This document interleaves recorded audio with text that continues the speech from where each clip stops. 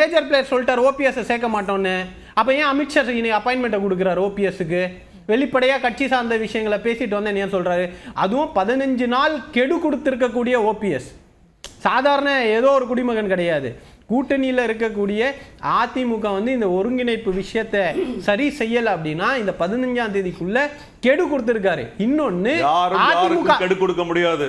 அந்த பேச்சுக்கள இடம் இல்லை. இல்ல அப்படி கெடு கொடுத்தவங்க எல்லாம் அந்த பேச்சுக்கள இடமே இல்லை. யாருக்கும் கெடு கொடுக்க முடியாது. அப்படியான ஒரு ஓபிஎஸ் கொடுத்திருக்காரு. நாங்க சொல்றேங்க அப்ப அவரை சேர்த்துக்க மாட்டீங்களா? அப்படி கெடு கொடுக்கறவரெல்லாம் சேர்த்துக்க மாட்டீங்க. இங்க பாருங்க, அது கெடு கொடுக்கறவரை சேர்த்துக்க மாட்டீங்க. இருங்க நான் அடுத்து வரேன். யாருக்கும் கெடு கொடுக்க முடியாது. அதிமுக தலைமைக்கு யாரும் கெடு கொடுக்க முடியாது. அதுதான் சொல்றேன். அப்ப கெடு கொடுத்தாலும் எங்களை மிரட்டி பார்த்தாலும் உங்களை நாங்க சேர்த்துப்போம். அப்படி புரிஞ்சுக்கலாமா? ஏற்கனவே கெடு கொடுத்தவர் இன்னொரு கட்சியில போய் சேர்ந்துட்டாரு. இன்னொரு கட்சியில போய் சேரலாங்க. அதே கட்சியில எப்படி சேர முடியும்? நான் உங்களை மிரட்டிட்டு உங்க கட்சியிலே வந்து சேர்றேன்னா என்ன ஸ்டாண்ட்? எனக்கு என்ன லாஜிக் புரியல அபிநயா. நான் கெடு கொடுத்துட்டு வேற கட்சியில சேரலாம். எனக்கு அபிநயாவோட சேர்ந்து வேலை பார்க்கறது பிடிக்கலன்னு சொல்லி அதிமுகல அணிகள் இணைப்புன்றது புதுசு இல்லல்ல. அப்ப அதுதாங்க நான் சொல்றேன். அப்ப மறந்துடுறீங்களா ஜெயலலிதா அம்மாவுடைய அது கோயிலாக பார்த்த அதிமுகவுடைய தலைமை நிலையத்தை ரவுடிகளை வச்சு உடைச்சி நொறுக்குனவரை நாங்க திரும்ப சேர்த்துப்போம் அப்படின்னு சொல்றதை ஏத்துக்கிறீங்களா? அதிமுக பல அணிகளா பிரிஞ்சிருக்கு. அவங்களே எடப்பாடி பழனிசாமியை தோக்கடிக்கிறதுக்கு வேலை பாக்குறாங்கன்னு விமர்சிக்கிறீங்க. இதெல்லாம் சரிபடுத்துறதுக்காக ஒருங்கிணையும் போது அதெல்லாம் மறந்துட்டீங்களான்னு கேக்குறீங்க. நான் அது எல்லாம் அவங்க என்ன வேணாலும் பண்ணிக்கிட்டோம். நான் கேட்கறது சிம்பிள் பாயிண்ட்.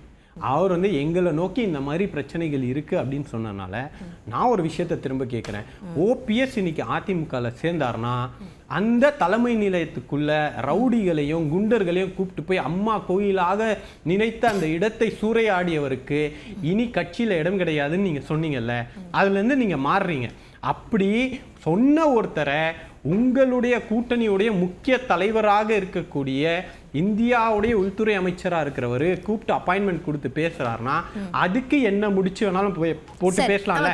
இதுல நீங்க இந்த விவாதமே பிரவீன் சக்கரவர்த்தி எனக்கூடிய ஒரு தனிநபர் காங்கிரஸ் எந்த அதிகாரப்பூர்வ தமிழ்நாட்டுக்கான கூட்டணி பேச்சுவார்த்தை நடத்துவதற்கான குழுவில் இடம்பெறாத ஒருத்தர் அவர் போய் பார்த்துட்டு வந்தாருன்ற ஒரு செய்தியை வைத்துக்கொண்டு இங்க கூட்டணியில குழப்பம் அப்படின்னு பேசுனீங்கன்னா முன்னாள் முதலமைச்சராக இருந்த உங்களுடைய கட்சிக்கு துரோகம் செய்த உங்கள் இதய தெய்வமாக இருக்கக்கூடிய அம்மாவுடைய நிலையத்தை குண்டர்களை வைத்து அராஜகம் பண்ண ஒருத்தரை உங்க கூட்டணியுடைய தலைவராக இருக்கக்கூடிய அமித்ஷா அப்பாயின்மெண்ட் கொடுத்து நேரம் ஒதுக்குறாருன்னா அது என்ன? அதை எப்படி புரிஞ்சுக்கிறது?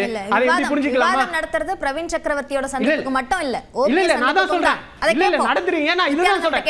அப்ப இதை எப்படி புரிஞ்சுக்கிறது?